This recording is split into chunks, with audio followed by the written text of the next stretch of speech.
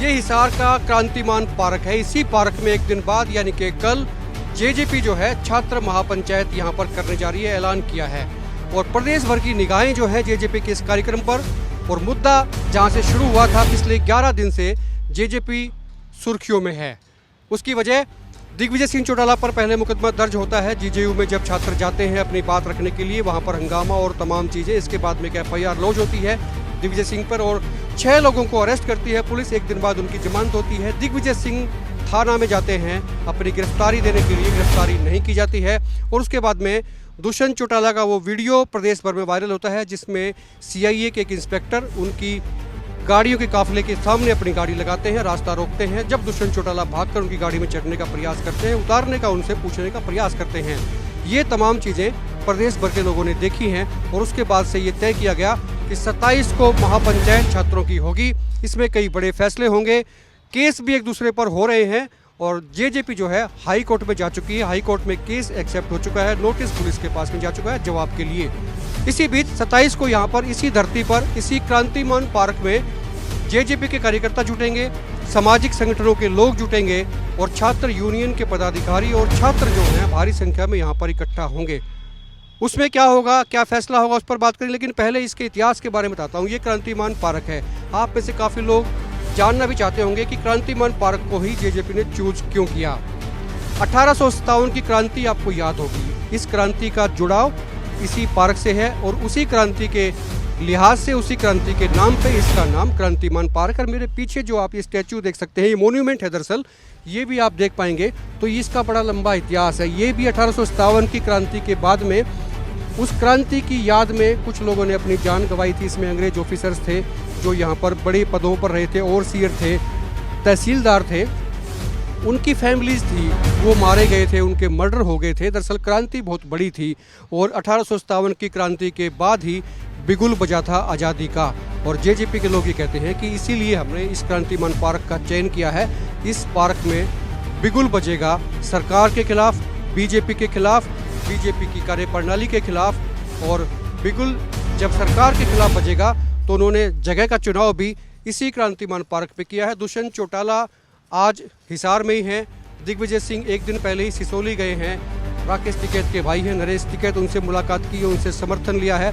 तमाम चीज़ें हैं और सुर्खियों में इस वक्त जेजेपी बनी हुई है। जेजेपी कितना फ़ायदा लेगी, कितनी माइलेज इस केस से मिल रही है, बेशक अलग अलग ओपिनियन, अलग अलग राय हो सकती है लोगों की। कुछ लोग कहेंगे कि जेजेपी को इसका नुकसान है, कुछ लोग कहेंगे कि जेजेपी आज के दिन हर किसी की जुबान पर है, टॉक ऑफ द टाउन है, टॉक ऑफ द सिटी है, टॉक ऑफ द हरियाणा है। इसी मुद्दे पर बात करने के लिए मेरे साथ सुरेंद्र नैन हैं, वरिष्ठ पत्रकार हैं और इस मामले को काफ़ी दिन से कवर भी कर रहे हैं। नैन साहब, इस क्रांतिमान पार्क में एक दिन बाद यानी कि कल जो है जेजेपी के लोग भी होंगे, सामाजिक संगठन ये दावा हो रहा है कि वो भी लोग आएंगे, छात्र यूनियन भी यहाँ पर आ रही है, आज छात्रों की प्रेस कॉन्फ्रेंस भी है। दुष्यंत चौटाला, दिग्विजय सिंह चौटाला और तमाम जो उनको समर्थन देते हैं लोग, वो सारे के सारे इकट्ठे होंगे। ये टेंट लग रहा है, ये तस्वीरें भी दिखा दूं मैं कि टेंट जो है अभी से लगना शुरू हो गया है, तैयारियां हो रही हैं। और इस मीटिंग के बाद में, इस महापंचायत के बाद में किस तरह का बदलाव आप देखते हैं? आपको क्या लगता है कि जेजेपी की दिशा किधर है? देखिए सर्वेश जी, जिस तरीके से आपने बताया कि पिछले 8-10 दिनों से जो भी घटनाक्रम हुआ और जिस तरह के बयान आए, चाहे हम सरकार की बात करें, प्रशासन की बात करें या फिर जेजेपी पार्टी की बात करें, नेताओं की बात करें या विपक्ष के नेताओं की बात करें, वो सबके सामने है। लेकिन कल का 27 तारीख का जो दिन है वो जननायक जनता पार्टी के लिए और छात्रों के लिए बहुत अहम है। क्योंकि देखिए बहुत सारे लोग कहीं ना कहीं इस घटना की निंदा भी की, जो भी दुष्यंत चौटाला के साथ हुआ वो नहीं होना चाहिए था। यहाँ तक कि बहुत सारे, ये भी पहली बार हुआ, INLD के विधायक जो है आदित्य देवलाल, वो इसका कंडेम करते हैं, दुष्यंत के साथ एक तरह से नजर आते हैं। कांग्रेस के कई नेता हैं वो साथ में नजर आते हैं। कई और पार्टियों के नेता भी जो है ना वो इस मुद्दे पे, और एक दो ने तो बीजेपी के नेताओं ने भी कह दिया कि तभी नहीं, हमको देखना चाहिए। अनिल विज का इसमें नाम है, मंत्री हैं हरियाणा सरकार में, बीजेपी के बड़े मंत्री हैं, उन्होंने भी कहा कि भाई ये कार्यप्रणाली तो ठीक नहीं है। तो कुल मिला के समर्थन मिल रहा है दुष्यंत को, दिग्विजय सिंह को। हाँ, वही मैं आपको बताना चाह रहा था कि बहुत सारे विरोधी लोगों ने भी नैतिक और सामाजिक तौर पे जो है वो उस घटना की निंदा की थी कि ऐसा इस तरह से वाकया जो हुआ दुष्यंत चौटाला के साथ, काफिला रोका गया, वो नहीं होना चाहिए था। हालांकि बहुत सारे लोगों ने इसको दूसरे तरीके से भी लिया। लेकिन बड़ी बात क्या है सर्वेश जी, जिस तरीके से कहीं की जननायक जनता पार्टी पर जो विरोधी लोग हैं वो इस तरह की बात कर रहे हैं कि छात्रों के नाम पे ये कहीं ना कहीं फिर से लोगों के बीच जाना चाहते हैं। लेकिन दुष्यंत चौटाला ये साफ कह चुके हैं कि जो हमारी पर्सनल लड़ाई है वो हम कोर्ट में लड़ लेंगे, और जैसा आपने बताया कोर्ट में कहीं ना कहीं स्वीकार भी कर लिया है। जो ये हमारे साथ जो हुआ पर्सनल मैटर है इसको हम कोर्ट में देख रहे हैं। जो छात्रों की मांग के लिए जो जेजे यूनिवर्सिटी के अंदर जो छात्र गए थे कहीं ना कहीं, और जो अन्य यूनिवर्सिटी में जो कुछ भी चल रहा है उनकी लड़ाई जो है वो हम लड़ेंगे। तो कहीं ना कहीं छात्रों की आवाज़ को और ज़्यादा बुलंद करने के लिए कल की ये महापंचायत रखी गई है। और जिसमें देखिए जब तक हम पिछले दिनों की जैसे मैं बता रहा था बात करें तो कांग्रेस का छात्र संगठन है NSUI, उसके भी जो प्रदेश अध्यक्ष हैं उन्होंने भी कहीं ना कहीं समर्थन दिया था कि छात्रों की आवाज़ में जो कहीं ना कहीं जो संघर्ष में हम भी जननायक जनता पार्टी के साथ है, हम भी इनसो के साथ है।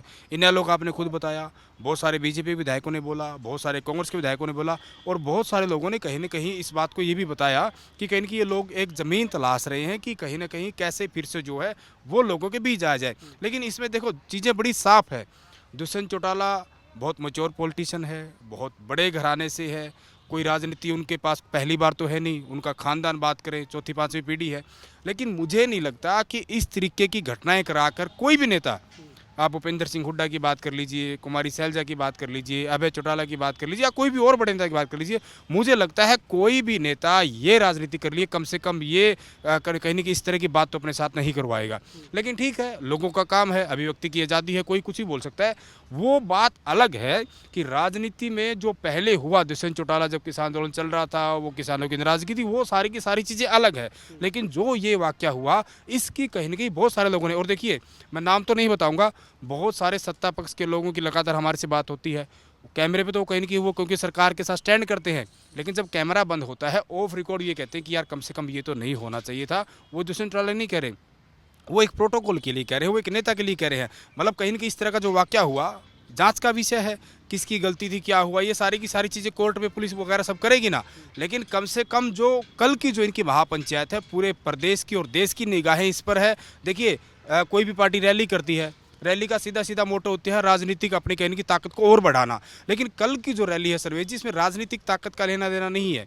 मुझे लग रहा है जिस तरीके से बार बार कह रहे हैं कि छात्रों की आवाज़ को और ज़्यादा बुलंद कैसे किया जाए, छात्रों को न्याय कैसे दिलाया जाए, उसके लिए सारे के सारे लामबंद हो रहे हैं। पिछले कुछ दिन से जो मैंने नोटिस किया है, हो सकता है आपने भी ऐसे किया होगा, दिग्विजय सिंह फ्रंट फुट पर आकर खेले हैं। जैसे क्रिकेट में होता है, कई प्लेयर जो हैं फ्रंट फुट पर आकर खेलते हैं, सिक्स लगाते हैं, चौके मारते हैं।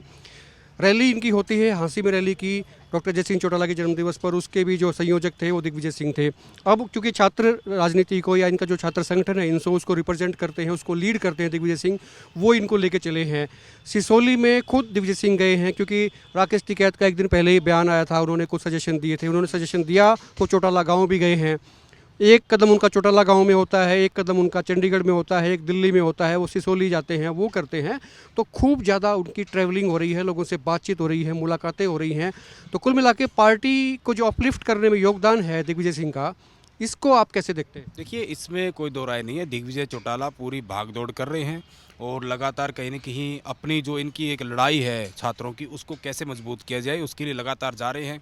कहीं ना कहीं वो एक ही दिन में हरियाणा प्रदेश के उस कोने में होते हैं जो राजस्थान बॉर्डर के साथ लगता है चौटाला गांव, उसी दिन वो जो है शाम को कहीं कि हरियाणा से पार उत्तर प्रदेश की हम बात करें सिसोली वहाँ पहुँच जाते हैं। तो कहीं ना कहीं जिस तरीके से राकेश टिकैत का आपने जिक्र किया, राकेश टिकैत जब जींद में आए थे उनसे भी ये सवाल पूछा गया था, उन्होंने कहा भाई परिवार के लोग साथ रहो, अपने परिवार को इकट्ठा करो, भाईचारे को इकट्ठा करो, गलती हुई तो माफ़ी मांगो। दिग्विजय चौटाला उसी के चलते चौटाला गांव में गए। हिसार भी आए, मैंने देखा था, उन्होंने दिग्विजय ने राकेश टिकैत के पैर के हाथ लगाए, उन्होंने आशीर्वाद लिया। तो उस वक्त भी नसीहत देके गए थे, कहता भाई अलट पलट कर लो, उल्टा पुल्टा जो है ना वो कर लो। इशारा यही था कि भाई आप सिस्टम को थोड़ा देख लो, चीज़ें होती हैं। हाँ बिल्कुल वही कहा कि कहीं ना कहीं इकट्ठे रहोगे तो ठीक है, अगर बटोगे तो कटोगे। तो ऐसी यानी कि इस तरह की भाषा वो बोलते हैं और उनका सीधा सीधा मतलब यही कि भाईचारा अगर साथ रहे तो ठीक है। और जहाँ तक बात है उनकी उत्तर प्रदेश जाने की, सिसोली जो गांव है टिकैत साहब का, वहाँ पे जो भारतीय किसान यूनियन के राष्ट्रीय अध्यक्ष है चौधरी नरेश टिकैत, उनसे वो मिले और नरेश टिकैत ने ये भी बोला कि छात्रों की लड़ाई में हम इनके साथ हैं और दल बल के साथ जो है हम हिसार में छात्र महापंचायत जोरी वहाँ पर आएंगे। और देखिए इसके इलायदा हमारी दुष्यंत चौटाला ने बहुत बार जैसे बोला, उनकी जब मीडिया से बातचीत होती है, दिग्विजय ने बोला कि बहुत सारे नेताओं को जो है, हरियाणा के बाहर के नेता का भी समर्थन उनको मिल रहा है, जो बड़ी बड़ी पार्टियों के नेता है, सुप्रीमो, उनका समर्थन ही मिल रहा है। बिल्कुल, अखिलेश यादव ने भी समर्थन दिया था। और दूसरी बात ये है कि जब नरेश टिकैत इस तरह का आश्वासन देते हैं, भरोसा देते हैं, या फिर आप कहें तो आशीर्वाद देते हैं, तो आपको लगता है कि जो नाराजगियाँ किसान संगठनों को थी इनसे, दुष्यंत चौटाला से, वो धीरे धीरे फीकी पड़ती जा रही हैं, वो धूमिल हो जाएंगी, वो दूर हो जाएंगी या खत्म हो जाएंगी? देखिए, नाराज़गी उससे होती है जो अपना होता है। दुष्यंत चौटाला से, जननायक जनता पार्टी से 2019 में लोगों को बहुत उम्मीद थी, इसीलिए नई नवेली पार्टी को 10 सीटें दी। दुष्यंत चौटाला ने जो भी अपना फैसला लिया वो पार्टी के साथ गए। उस वक्त किसान आंदोलन आया, कोरोना आया, बहुत सारी चीज़ें हुई, सत्ता पक्ष में रहते हुए बहुत सारी मजबूरियां होती हैं, बहुत सारी चीज़ें होती हैं। बार बार उसकी वो माफ़ी मांग भी चुके, पूरा परिवार माफ़ी मांग चुका है अलग अलग मंचों पर। और देखिए, जैसे मैंने कहा ना कि हमारे जो हरियाणा के लोग ना भावुक लोग हैं, इमोशनल लोग हैं। कहीं ना कहीं ऐसे बहुत सारे नेताओं का अगर हम रिकॉर्ड चेक करेंगे, किसने कब कब क्या क्या किया, तो बहुत सारी चीज़ें मिल जाएंगी। और बड़ा वही होता है जो अपनों को माफ़ करे, और कहीं ना कहीं माफ़ी मांगना एक बहुत बड़ा काम है। बहुत सारे लोग इसको किसान आंदोलन से जोड़ के देखते हैं। हालांकि ये राजनीति का विषय नहीं है, लेकिन आपने पूछा तो मैं बता रहा हूँ। जैसे हरियाणा का चौटाला परिवार बहुत बड़ा परिवार है, ऐसे ही पंजाब में बादल परिवार बहुत बड़ा परिवार है, पूरे देश के लोग उनको जानते हैं। जब सर्वेश जी किसान आंदोलन चल रहा था, तो जो सुखबीर बादल है, अकाली दल है, उनकी जो पत्नी है वो सेंटर में मिनिस्टर थी, उन्होंने मिनिस्टर पद से इस्तीफा दिया। बिल्कुल, वो छोड़ गई थी, उनसे अलग होगी। किसान आंदोलन हुआ, किसान आंदोलन के बाद जब चुनाव होते हैं तो अकाली दल की क्या वहाँ हैसियत बच जाती है, वो सब लोगों को पता है। अब हरियाणा में आ जाइए, पूरे देश के सभी विधायकों में से इकलौते विधायक अभय सिंह चौटाला, वो इस्तीफा देते हैं। इस्तीफा दे के बाई इलेक्शन होता है और मात्र 6-7 हज़ार वोट से वो जीत पाते हैं, जबकि जीत का मार्जिन बहुत ज़्यादा होना चाहिए था। अगली बार फिर चुनाव होता है, मेन चुनाव, वो तो कहीं ना कहीं फिर हार जाते हैं। उनकी 2 सीटें आती हैं लेकिन वो हार जाते हैं।